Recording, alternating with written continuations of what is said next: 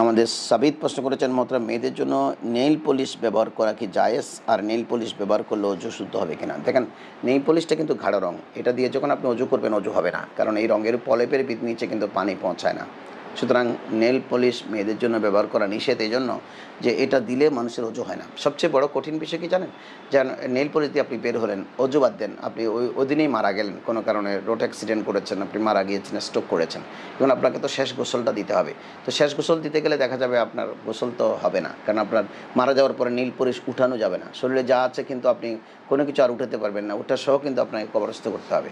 তো আপনাকে শেষ গোসল যেটা দেওয়া হলো সেটা তো পরিপূর্ণ হয়নি, কারণ আপনি নেইল পলিশের তলে কিন্তু আপনার পানি পৌঁছায়নি। সুতরাং একজন মানুষ, মহিলা চিন্তা করতে হবে যে আমাকে মরতে হবে।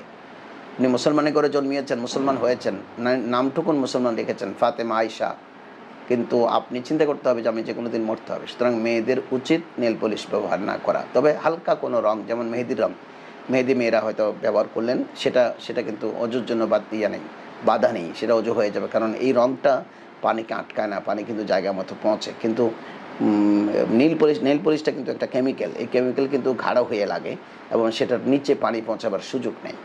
সুতরাং আপনাকে সে জিনিসটি মাথায় রাখতে হবে, নেল পলিশ মেয়েদের জন্য ব্যবহার করা নিষেধ, এবং সেটা পরে অজু করলে অজু গোসল, ফরজ গোসল, যদি মহিলার উপর ফরজ গোসল ফরজ হয়, স্বামীর সাথে থেকেছেন কিন্তু গোসল করেছেন, গোসল তো হয়নি, এরপরে নামাজ পড়লে নামাজও হবে না, কারণ উনি নেল পলিশ দেওয়ার কারণে ওনার গোসল হয়নি। পুরো শরীরে একটা চুলের মাথা পরিমাণ জায়গা শুষ্ক থাকলে গোসল হবে না। সুতরাং আপনাকে সে বিষয়টি মনে রাখতে হবে। আশা করি আপনি বুঝেছেন। আপনাকে অসংখ্য ধন্যবাদ আমাদের সঙ্গে থেকে প্রশ্ন করবার জন্য।